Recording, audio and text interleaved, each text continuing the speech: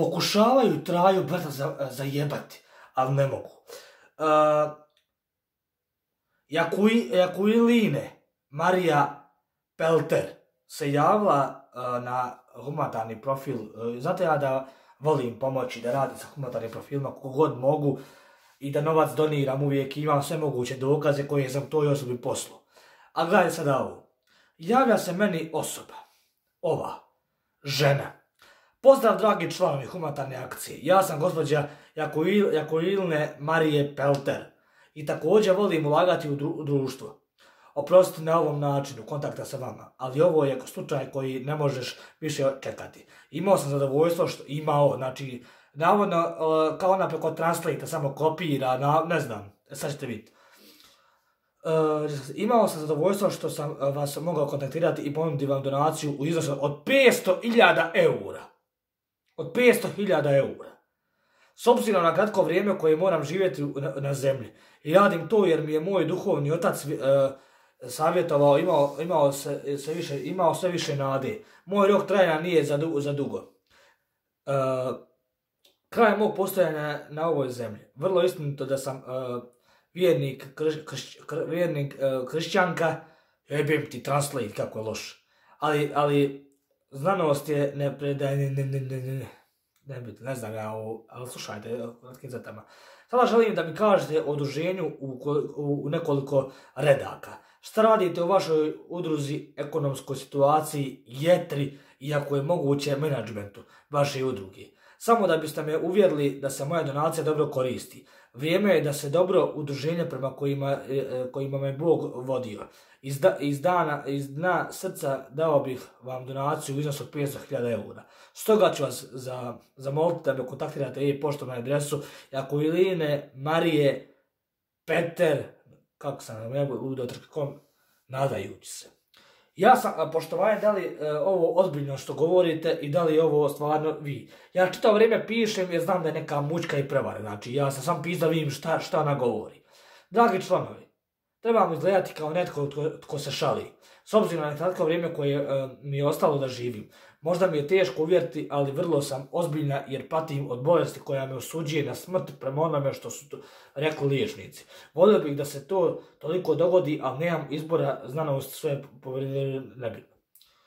Ja sam tu s njom pisao da zapravo, hvala na odgovoru, odakle ste vi, ja pitam kaj ovako, hvala na odgovoru. Pitao sam me gdje živim, živim u Francuskoj, Saint-Étienne. 67 godina ima, 17. kolovoza rođena, želim vam reći o mojoj bolesti. Više se nadam da će dugo živjeti jer mi je veliki liječnik to potvrdio. Umirem u moji dani se broji. Nisam imala djece jer mi je muž bio stariji. Piše mi trenutno. Izađe mi i ona mi pošalje ovaj dokument.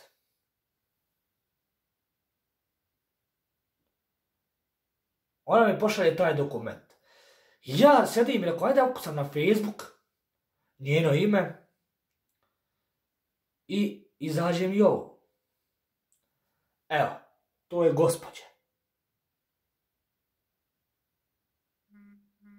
Eto, ona piše izdalje meni, gore stiže. I ja uđem, skinem jednu sliku, sad sam se naježio, druža. I uđem u njenu sliku ovu s Facebooka i pošaljem jeste ovo vi i kaže da ne mogu sebe da gledam kad sam bila zdrava i nemam pojma šta je bila. Ja ako sam na Google, izađe mi na Google kako je to neki Francuz radio neku prevaru preko ovog ukradenog pasoša. Druže, sam se naježio, pogledam. Ne znam za vas, brate. Nema poruke sve. Sve poruke.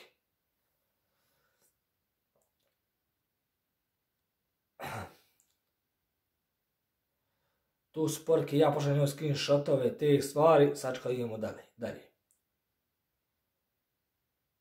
Kad sam ja, i da se javim ja na notaru, ja sam se javio, on je meni ovako poslao, slušajte.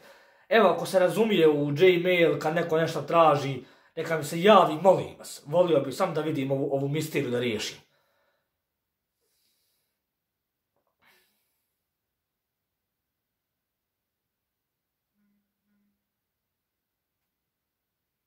Slušajte, notar mi se javio. Gmail adresa. Ajde, zašto se?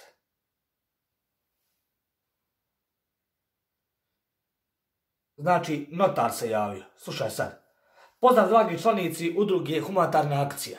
Zapravo, upravo sam obaviješten da je vaš klijent, gospođa Jakuiline Marije Pelter, izabrala vašu udrugu kako bi iskoristili donaciju u iznosu od 500.000 eura, koju želi učiniti. Napravimo vam jetru. Jetra, to je neka šifra ili ne znam šta je značenje, ako neko razumije, molim vas, javite mi se ljudi. Traja, brat, Instagram, molim vas. Stoga vas molim da nam date informacije podsjednika vaše udruge. Korištenje podataka na osobnoj iskaznici predsjednika udruge, dokumenti potrebni za donaciju. Za donaciju utvrdit će se na njegovo ime. Evo podataka za... I sad je on meni ovako poslao. Da ja popunim to ostalo. Evo šta on meni traži. Naziv imena, zemlja, grad, poštanski broj, adresa, telefon. Prijenos će biti autoriziran na vaš bankovni račun i stoga mi ostavite svoje bankovne podatke na sljedeći način. Naziv banke, vlasnik računa, broj računa i IBAN. Dokument za dostavu, identifikacija, lična karta ili sigurnost, licenca ili bilo koji drugi dokument koji može opravdati vaš identitet. Hvala i čekamo vas ponovo i s poštovanjem. Ja sam njemu napisao da li možemo dobiti vaš kontakt, da znamo da li je ovo istina ako je moguće. Kaže ovako, evo, nisam ni pročitao odgovor, poruke, evo, da ne lažem ja nešto. Koji vam je kontakt još potreban prije nego što nam pošaljete podatke? Podsjećam vas da smo institucija koja radi u pravnom polju i komuniciramo putem Gmaila. Ne treba sumnjati u nas, već radije sumnjamo u vas. I ako mi je klijent dozvolio, nemam drugog izbora jer imam dobro definiran ugovor s njom. Ako postoji nešto u što sumnjate, samo se trebate obratiti gospođi radi više objašnjenja. Naš posao je pomoći našoj klijentici, gospođi Jakuiline Marije Pelter, a vi pružite dokumente potrebne za prijenos donacije. Zato vas samo čekamo, hvala i srdačan pozdrav. Sad kad sam ja njoj zaprijetio policijom, da ću ja ovaj slučaj prijaviti, sad ćemo mi to naći. Ja njoj pošaljem sve moje uplatnice prodaje profila gdje sam uplatio novac, gdje je novac otišao jer ja to čuvam sve meni u svesti napisano, kad sam prodao, kome sam prodao profil i te stvari. Ja njoj pošaljem, ona meni kaže na to sve, ok, to je nešto, čestitam vam na tome. Biće vam na raspolaganju zbroj od 500.000 eura na računu. Vaše asocijacije jer nemaju više ništa zaraditi na zemlji. Ne znam šta to znači. I tu je išlo i ja sam onda odgovorio nego je... Morat ćemo slučaj prijaviti policiji sutra ujutru. Ja napišem. I nadajući se prepast. Kad ona kaže nije ti odgovorio. Neko odgovorio je, nego je ovo teška prevara. Biće prijavljeno sutra. Šta ti je rekao upitnik? Ništa loše, ali teška prevara svakako.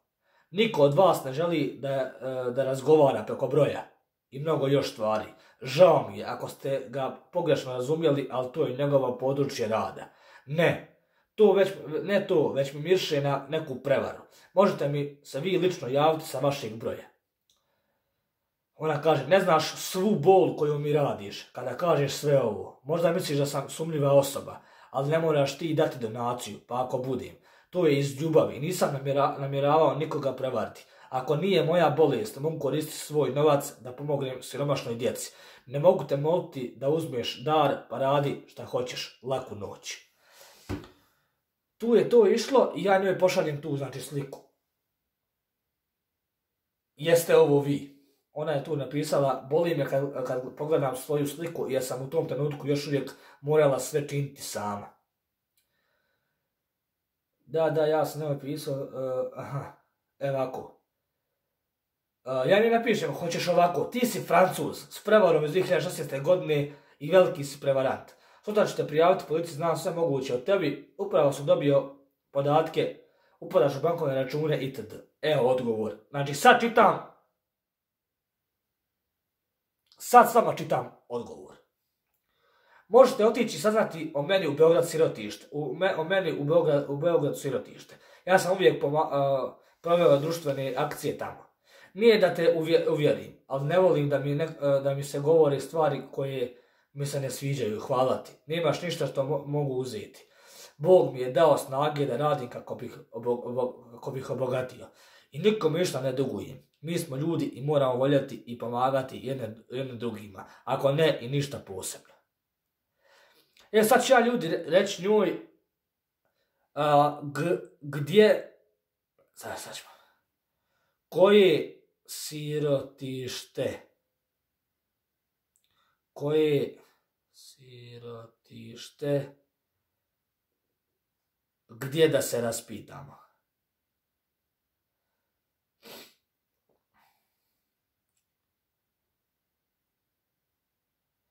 Eto.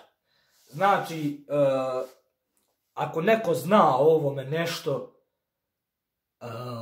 o ovoj ženi, čovjeku, ne znam šta je, javite mi ljudi. Jer ima mnogo bolesne djece kojima možemo pomoći. Ja sam napisao njoj da ja ne trčim za parama. Ja da imam 500.000, nebitno, pare ljude kvari. To zna, evo, za kraj ovo da vam kažem. Pare ljude kvari. Gledam, ljudi igraju loto za nekim milionima i tim stvarima. Čim dobiju milijone, to su razvodi braka. Ne valja mu žena, ne valja joj čovjek. To puca odmah. Ja i Zorana se lijepo slažemo koliko imamo, šta imamo. Znači, ne želimo ni milijone, ni stotine hiljada, ne trčimo za parama. Znači, živimo skromno, da imamo normalan život, da ne patimo u životu. Znači, ako imamo primanja 1000 maraka, imamo 1000 maraka, nama ne treba više ni marka. Ako mi s tim 1000 maraka smo zadovoljni i možemo sve da pružimo tih 1000 maraka za tih mjesec dana života, da platimo dađbine, da platimo, da možemo prehraniti, da možemo relju nahraniti, obući relju i te stvari, mi smo zadovoljni s tim 1000 maraka. Nama 500.000, 300, 400, milijoni, to meni nije potrebno, ljudi. Te pare ja sada imam lupam 100.000 maraka, ja znam gdje moram potrošiti. Znači moram još srediti kuću što imam da sredim, znači da sredim stiropor, te sve stvari, tu mi ode 10.000 maraka. Evo tako. Tam da znači, uradim ljetnu kuhinju koja mi je potrebna, ode tu 10.000, 15.000 maraka, nebitno. Treba mi još nekih stvari, a to sve u kuću treba da uradim. I sad ja da ludi na neki 100.000, 200.000, ja fino to polako zaradim. Znači mi radimo ovdje, ja i Zorana. Zoranina mama radi u Švicarskoj. Mi kad ona se radi u Švicarskoj svaka 3 mjeseca skupimo pare na kamaru i radimo. Radimo samo u kući. Kuću renovijamo i sređujemo.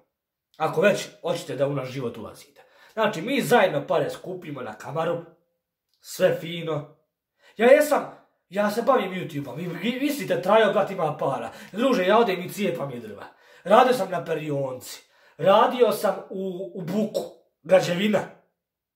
Pa me ljudi gledaju, vi Traje brata radi na građevini. Otkud Traja brata građevini, on je YouTuber. Ljudi, nemojte stiti svog posla. Znači, na perionci sam radio, znači, nategnem šaku ovako. 2 mjeseca radio na perionci. Nategnem šaku ovako, pukne, brate. Znači, prsne radio zima. Ja da, brate, imam na YouTube-u 100.000 followersa. I da imam pare, zarađujem. Brate, ja bi opet te cijepao drva. Jer internet je iluzija velika. Ja volim da vi mene saslušate sad ovaj kraj. Internet je iluzija velika. Ajde sad snimit ću još jedan video pa ću vam o tome ispričati.